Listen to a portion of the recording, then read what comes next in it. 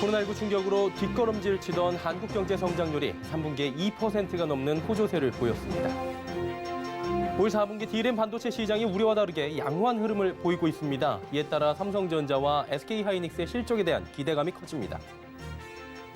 부부 공동명의 1주택자도 고령자와 장기 보유자 세액공제 혜택을 선택할 수 있게 됩니다.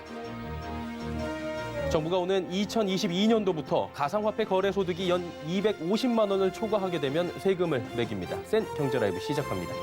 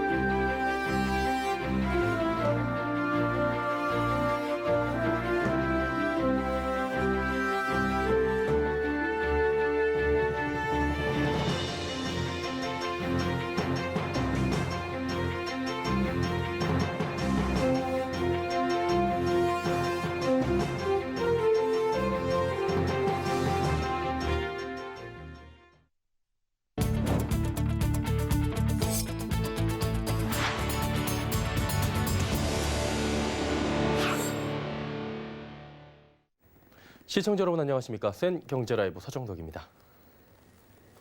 코로나19 충격으로 뒷걸음질 치던 대한민국 경제 성장률이 3분기에 2%가 넘는 호조세를 보였습니다. 한국은행에 따르면 올 3분기 실질 국내 총생산 성장률은 2.1%로 앞서 발표된 속보치보다 0.2%포인트 상향 조정됐습니다. 한국은행이 9월에 일부 실적을 반영한 결과 설비투자 1.4%포인트, 건설투자 0.5%포인트, 민간소비 0.1%포인트가 더해졌습니다. 앞서 분기 성장률은 1분기에 마이너스 1.3%, 2분기엔 마이너스 3.2%로 두 분기 연속 마이너스였습니다. 3분기의 반등은 기저효과 영향이 크지만 수출이 자동차와 반도체를 중심으로 2분기보다 16% 증가한 영향입니다. 실질 국민총소득 GNI도 2분기보다 2.4%가 늘어났습니다. 올 4분기 실적 둔화가 예상됐던 D램 반도체 시장이 예상외로 양호한 흐름을 보이며 삼성전자와 SK하이닉스가 올 마지막 분기에도 실적을 선방할 것이란 기대감이 커지고 있습니다. 대만의 시장 조사 업체 D램 익스체인지가 발표한 11월 D램 고정 가격은 대부분 전월 가격을 유지하며 당초 우려보다 안정된 모습을 보였습니다.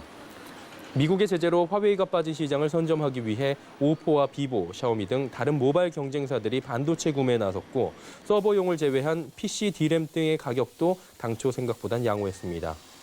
특히 특수 D램은 TV와 셋톱박스, 5G 네트워크 장비 등의 수요가 강세를 보이며 11월 들어 가격 반등에 성공했습니다. 부부 공동명의 1주택자도 고령자와 장기 보유자 세액공제 혜택을 선택할 수 있도록 한 종부세법 개정안이 어제 국회에서 의결됐습니다. 개정안은 부부 명의 1주택자가 현행처럼 6억 원씩 공제를 받아 공시가격 12억 원 초과분에 대해 세금을 내거나 1세대 1주택자처럼 9억 원 초과분에 대해 세금을 내되 고령자 공제와 장기 보유 공제를 받는 것 중 자신에게 유리한 방법을 선택할 수 있도록 했습니다. 또 종합소득 과세표준 10억 원 초과 구간을 신설해 이 구간의 소득세율을 기존 42%에서 45%로 인상한 소득세법 개정안도 의결했습니다. KCGI가 한진카를 상대로 제기한 신주 발행금지 가처분 신청이 기각됐습니다. 이에 따라 대한항공의 아시아나항공 인수 작업이 본격화될 전망인데요. 정세미 기자가 전해드립니다.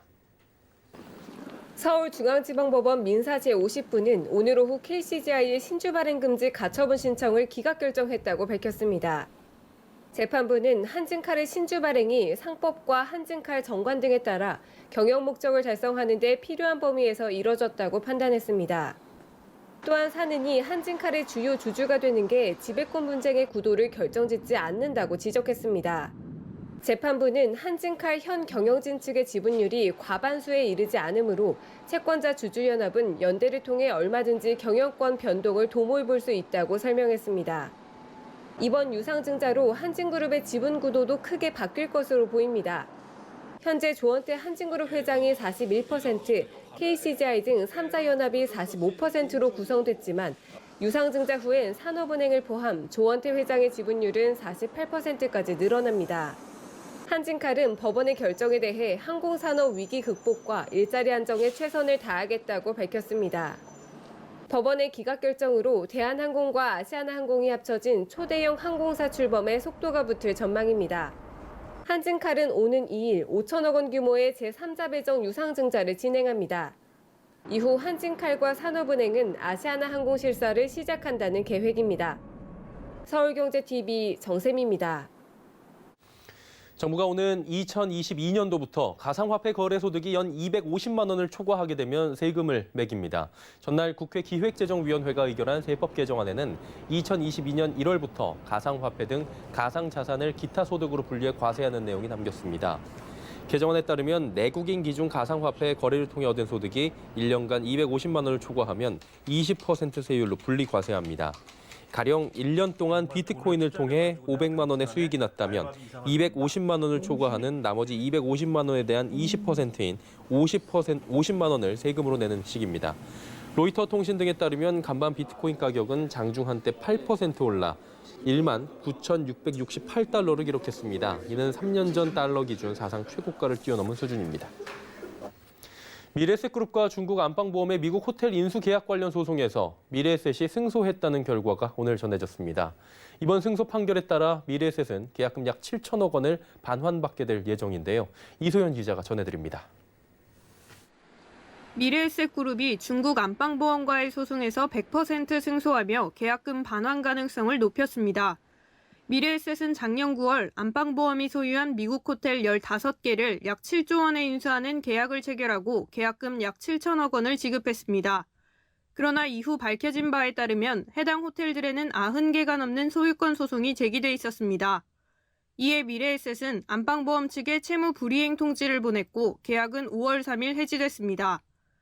이 과정에서 안방보험 측은 미래에셋을 상대로 계약 이행 청구 소송을 제기했고 미래에셋 역시 이에 대해 응소와 반소를 제기하며 소송이 진행되었습니다. 소송의 결과는 오늘 아침 전해졌습니다. 소송을 진행한 델라웨어 형평법원은 안방보험 측의 청구를 모두 기각하고 계약금 전액 반환은 물론 소송 관련 비용까지 부담하라는 판결을 내렸습니다. 안방보험 측이 계약 준수 조건을 지키지 못했고 권원보험 확보에 실패했기 때문에 미래에셋의 계약 해지는 적절했다는 판결입니다. 비유하자면 부동산을 샀는데 소유권에 관해서 누군가 다툼이 있다. 다른 사람이 그 소유권을 가지고 있다고 주장을 하고 있는 그런 상황이 있는데 그 내용을 자기들이 제대로 공개하지 않고 또 그 부분을 정리하지 못한 상태다 보니까 그 보험을 받지 못했습니다. 저희들은 이게 당연히 취소돼야 되는 우리가 정당하게 해지할 수 있는 사건이라고 평가를 처음에 했는데 결과적으로는 저희들이 이제 오늘 이제 완전 100% 저희들 말이 맞는 것으로 승소를 했습니다. 1심 승소를 거둔 미래에셋은 안방보험에 항소가 없다면 계약금을 반환받게 됩니다.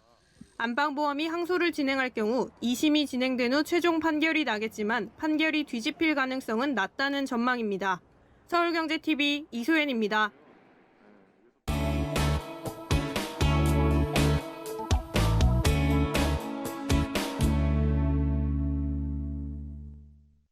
시공사가 시행사 몰래 돈을 갚고 소유권을 가져간 의혹이 제기됐던 4천억 원의 강남 빌딩 기억들 하실 겁니다. 최근에 이 빌딩 소유권을 놓고 시행사와 시공사의 법적 공방이 본격적으로 시작됐다라는 보도를 저희가 지난주부터 다시금 전해드린 바 있었죠. 시행사 시선 RDI와 시공사 두산중공업 간의 소송전입니다. 지난 2014년 시행사가 최종 패소했던 소송에 대한 재심이 확정된 거고요. 그러다 보니까 시장에 큰 파장을 예고하고 있는 상황입니다. 그래서 오늘 한 번 더 연결합니다. 부동산부의 설석용 기자와 함께 두산중공업이 시선 RDI의 채무를 대위 변제할 당시에 제기된 의혹에 대해서 하나하나 좀 짚어보는 시간 갖도록 하겠습니다. 나와 있습니까? 네, 안녕하십니까? 예, 지난주에 저희가 이 사건에 대해서 불거졌던 의혹들을 다시 한번 저희가 짚어봤습니다. 먼저 두산중공업이 시선 RDI의 채무를 대위 변제할 당시의 문제점에 대해서 준비해 오셨었는데 어떤 것들인지 좀 먼저 설명 들어볼까요? 네, 이번에 재심에 들어간 강남 빌딩은 시행사인 시선 RDI 모르게 시공사인 두산중공업이 빚을 대신 갚고 소유권을 가져갔다는 의혹이 꾸준히 제기돼 왔습니다. 이때 진 빚을 두산중공업이 몰래 갚은 거냐, 정당하게 갚은 거냐를 따지게 될 것으로 관측되는데요. 부동산 소유권 이전 절차가 간단할 것 같지만 여러 층을 지는 빌딩의 경우 매우 까다롭습니다.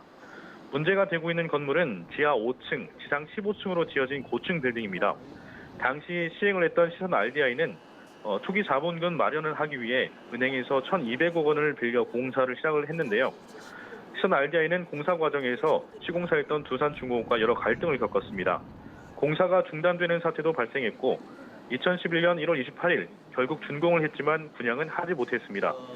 역시 두산중공업과의 여러 충돌이 있었는데요. 시선 RDI 입장에서는 1,200억 원의 은행 빚을 갚을 길이 사라지게 된 겁니다. 분양이 잘 돼야 분양 대금으로 은행 빚을 갚을 수 있는데 그렇지 못한 거죠. 그러니까 한마디로 짓는데 1,200억 원 정도를 은행에서 빌렸는데 지금 분양을 하지 못하다 보니까 갚을 길이 좀 막막했던 거고요. 1,200억 원은 그럼 어떻게 갚은 겁니까? 예, 당시 신용공여은행은 외환은행이었습니다. 현재 하나은행이죠. 신용공여라는 건 돈을 빌려줄 때 상대가 반환할 의사가 있거나 능력이 있다고 믿고 일시적으로 자금을 빌려주는 걸 말합니다. 따라서 당시 외환은행은 신용공여 약정서에 따라 시선 RDI에게 1,200억 원을 대출해 줍니다. 이때가 2011년 5월 30일인데요. 두산중공업은 바로 다음 날인 2011년 5월 31일에 1,200억 원을 시선 RDI 대신 외환은행에 대위 변제합니다. 이러면서 우선 수익자 자격을 주장하고 소유권을 이전받게 되는 계기가 되는데요. 중요한 건 시선 RDI는 전혀 이 사실을 몰랐다는 겁니다.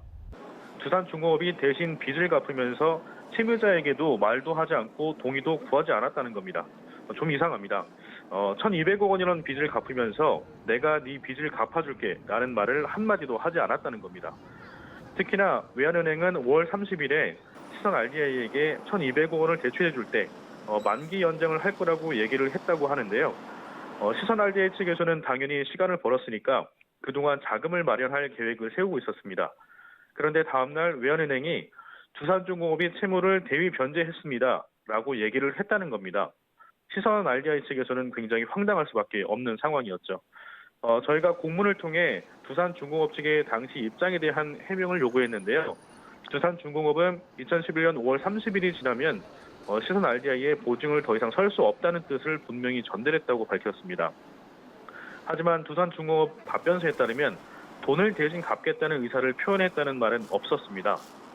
그 의미가 일맥상통한 건지 따져봐야 하고요.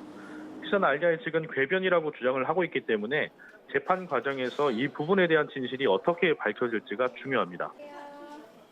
어쨌든 간에 이 부분이 양측의 이견이 첨예하게 대립되는 부분이기 때문에 앞으로 좀 어떻게 밝혀질지 봐야 될 것 같고요.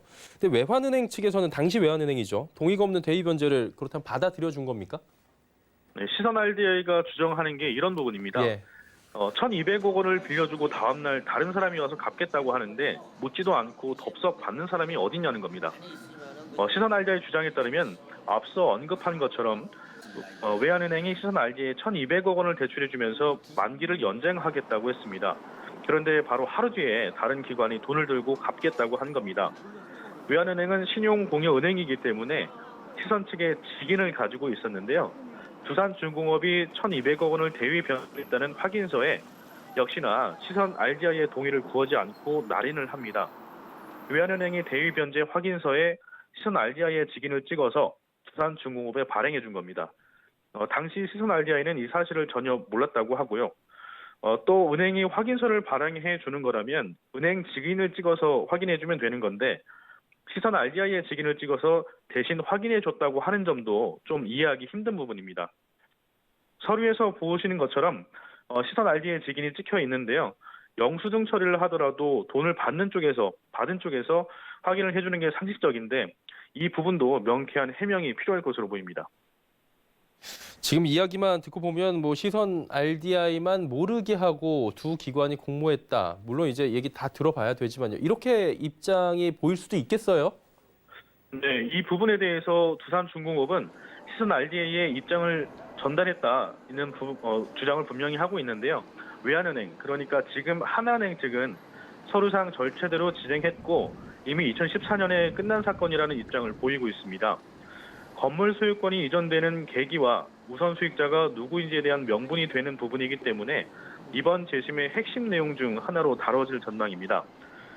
서울지방법원이 지난달 24일 시선 RDI가 신청했던 우선 수익자 부존재 확인 소송에 대한 재심을 결정하고 1월 13일을 첫 변론기일로 지정을 했는데요. 쉽게 말해서 소유권 이전 과정에서 이 건물 우선 수익자가 누구였냐를 다시 따져보는 소송입니다. 두산중공업이 시행사가 못 갚은 빚을 대위 변제해 우선 수익자가 되는 건지 아니면 임의대로 결정하고 한 행위이기 때문에 인정이 되지 않을지가 가장 핵심입니다. 시선 RDI 김대근 대표는 앞선 내용들을 전혀 몰랐다면서 이 두 기관의 공모를 주장했는데요. 인터뷰 내용 함께 보시겠습니다. 외환은행 그때 당시에 구외환은행하고 신용공여 약정서에 의해서 2011년 5월 30일 날 대출을 받았어요. 그랬는데 이거를 은행하고 외환은행하고 직원하고 두산중공업 직원하고 공모를 해서 이거를 대위변제한 거를 우리한테 감추고 그 다음에 다음 날 이미 대위변제를 해버립니다. 대출해. 네, 그러면서 또 두산중공업 측이 2011년 5월 30일 이후 보증을 설 수 없다는 입장에 대해서도 이미 그럴 이유가 없었다고도 주장을 했는데요. 외환은행 측에서 돈을 빌렸기 때문에 기존 채무를 갚을 수 있었다는 겁니다. 신용공여 약정에 의해서 받았고 대출을 받았기 때문에 다음 날 두산중공업에서 보증이 필요하고 그 전에고 그 필요성이 없었습니다. 두산중공업의 보증이 전혀 필요가 없습니다. 예, 그대로 우리는 그 대출 받은 걸 그대로 갚아 나가든 아니면 매각을 하든 분양을 하든 이렇게 해서 갚아 나갔으면 되는 겁니다. 은행하고 전혀 문제가 없었던 상황입니다. 시선 RDI 같은 경우에 이제 대출을 받았기 때문에 채무 변제에 문제가 없었다 이런 입장이 맞습니까? 네, 다만 대위 변제에 대한 엇갈린 입장이 이번 재심에서 다뤄질 핵심적인 부분이니까요. 서로 주장일 뿐인 건지 다른 내막이 있는 건지 재심을 통해서 밝혀질 것으로 기대하고 있습니다. 강남의 금싸라기 땅에 세워진 고층 빌딩의 현재 호가는 4천억 원입니다. 이 건물에 대한 소유권은 2차례 이전되는데요. 2019년 최종적으로 마스턴 자산운용이라는 곳이 주인이 됩니다. 마스턴 자산운용의 수탁자는 하나은행입니다. 전 외환은행입니다. 앞에서 계속 언급됐던 외환은행인 건데요. 2019년 마스턴 자산운용은 2,040억 원의 이 건물을 매입합니다. 호가가 4천억 원이 달하는 건물을 절반 수준으로 매입한 겁니다. 호가이기 때문에 단정 지을 수는 없는 가격이지만 2011년 준공 당시 감정가가 2,630억 원이었으니까요. 10년 전 감정가보다도 싸게 매입한 겁니다. 예, 이제 재심이 열릴 거고요. 뭐 지켜봐야 되겠지만 석연치 않다라는 생각들은 드실 것 같습니다. 10년 전에 감정가만 2천억 원 이상 되는 건물이 지어지기 위해선 시행사, 시공사뿐만이 아니라 신탁사, 또 들으셨다시피 신용공여은행 등 여러 기관이 필요했을 겁니다. 시행사의 자금 사정으로 인해서 건물을 이렇게 넘길 수밖에 없었던 안타까운 사연으로 끝날 줄 알았던 사건이 다시 재판에 들어가는 거겠죠. 시행사를 제외한 여러 기관의 대범한 공모인지 아니면 결국 시행사의 무리한 사업 확장이었는지 재판 과정에 대한 세간의 관심은 뜨거워질 것으로 보입니다. 이 사건에 대한 재판 과정뿐만 아니라 관련 내용 입수하는 대로 저희가 보도해드릴 예정이라고 하니까요. 앞으로도 꾸준하게 또 관심 가져주시면 감사하겠습니다. 부동산부의 설석용 기자였습니다. 고맙습니다. 감사합니다.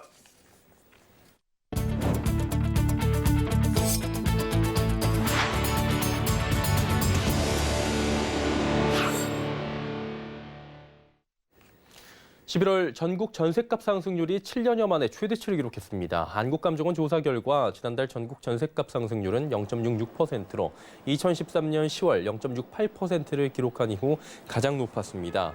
서울의 지난달 전셋값 상승률은 0.53%로 2015년 11월 이후 5년 만에 최대치였습니다. 지방 전셋값 상승률은 0.58%로 이전 달 0.39%에 비해 상승폭이 확대됐고 5대 광역시도 0.78%나 올라 상승폭이 크게 뛰었습니다. 세종시는 4.3%가 올라 지난달 5.48%에 비해 상승폭이 소폭 줄어들었습니다. 감정원은 수도권을 중심으로 청약 대기 수요와 거주 요건이 강화되고 가을 이사 수요 등의 영향으로 상대적 매물 부족 현상이 지속되고 있다고 설명했습니다.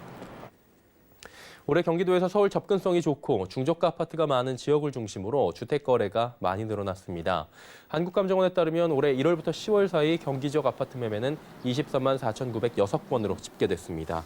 월 평균 2만 건 이상의 매매가 이뤄지며 연간 역대 최대치 경신을 눈앞에 두고 있는 겁니다. 수원, 용인, 성남 등 서울 접근성이 좋은 경기 남부와 중저가 아파트가 몰린 김포, 고양 등지 위주로 거래가 활발했습니다. 특히 용인시 아파트 매매 건수는 10월까지 22,588건으로 경기도에서 가장 많았습니다. 경기도는 일부를 제외한 대부분 지역이 조정 대상 지역이지만 아파트 매수세가 꾸준히 이어진 겁니다. 실수요층인 30대가 매매를 주도한 것으로 분석됩니다. LG화학의 배터리 사업 분사법인 LG에너지솔루션이 오늘 공식 출범했습니다. LG에너지솔루션은 이날 오전 온라인으로 창립총회와 이사회를 열고 초대 대표이사로 김종현 LG화학 전지사업본부장을 선임했다고 밝혔습니다. LG에너지솔루션은 배터리 제조뿐만 아니라 관리, 리스, 충전, 재사용 등 생애 전반에 걸쳐 다양한 서비스를 제공하는 전기 운송수단 분야 세계 최고의 에너지 솔루션 기업을 목표로 합니다. 이를 통해 오는 2023년 전기차 배터리 생산 능력을 260기가와트로 늘리고 2024년 전체 매출 30조 원을 달성한다는 계획입니다. 한국토지주택공사가 오늘 관광호텔을 리모델링해 만든 청년주택 아남생활을 공개했습니다. 보증금 100만 원에 월세는 30만 원 수준이라 목돈 없는 청년들이 거주하기에 적합한 임대주택입니다. 단지엔 청년 창업가를 위한 업무 공간이 주거시설과 함께 있다는 게 가장 큰 장점으로 꼽힌다고 하는데요. 지혜진 기자가 둘러보고 왔습니다. 28살 청년 창업가 이한솔 씨는 LH의 아남생활 복층형 전용 13제곱미터에 당첨됐습니다. 이 씨는 앞으로 보증금 100만 원에 월 30만 원을 내고 최장 6년까지 이곳에 살 수 있습니다. 월세는 주변 시세의 반값 수준입니다. 이 씨가 꼽은 아남생활의 가장 큰 장점은 사무실 임대료와 주거비를 한 번에 해결할 수 있다는 점입니다. 개인 사업가다 보니까 그 작업실이랑 주거 공간이랑 근데 여기서는 그 지하 1층이랑 2층에 작업 공간이 너무 잘 돼 있고 1층에 무료 임대. 아남생활은 복층형과 기본형으로 나뉩니다. 이 씨와 같은 청년 창업가나 창작자들은 작업 공간과 취침 공간을 분리할 수 있게끔 복층형에 배정됩니다. 대학생이나 사회초년생 등 일반 청년을 위한 전용 13제곱미터 기본형에는 침대, 냉장고, 에어컨 등 1인 가구가 생활하는 데 필요한 가구들이 갖춰졌습니다. 다만 전체 122가구의 90%가량이 정부가 정한 최저 주거 기준 14제곱미터에 미치지 못한 상황. 집안에서 취식이나 세탁을 할 수 없어 지하 1층 공용 공간을 이용해야 합니다. 상황에 따라 불편할 수 있다는 얘기입니다. 다음 달 LH는 사업 설명회를 열고 아남생활처럼 청년주택을 기획 운영할 단체를 모집할 계획입니다. 서울경제TV 지혜진입니다.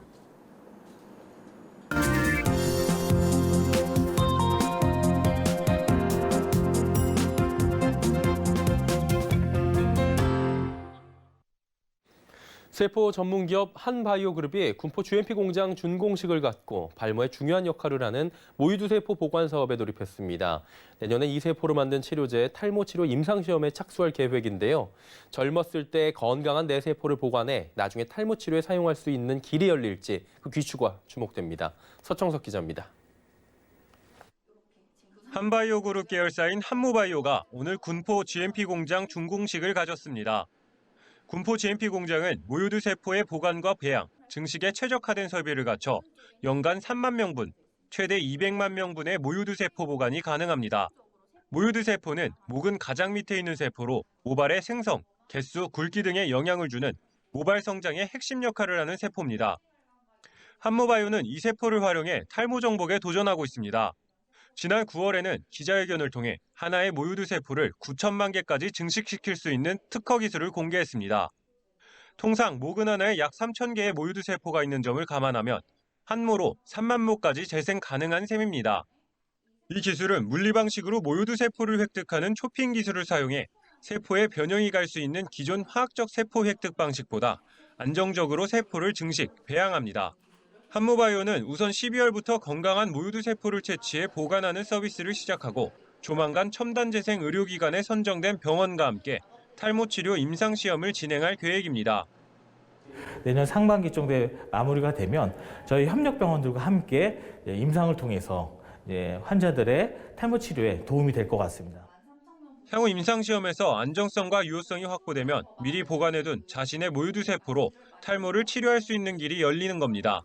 한모바이오는 모유두 세포 보관과 함께 세포 배양, 이식까지 세포 관련 모든 연구를 진행할 수 있는 군포 GMP를 거점 삼아 이곳에서 생산되는 세포를 활용한 탈모 치료제와 두피 케어 샴푸 등 탈모 관련 제품 사업화에도 박차를 가할 예정입니다. 서울경제TV 서청석입니다. 센 경제라이브 저희가 준비한 소식은 여기까지입니다. 건강한 저녁 시간 보내시길 바랍니다. 고맙습니다.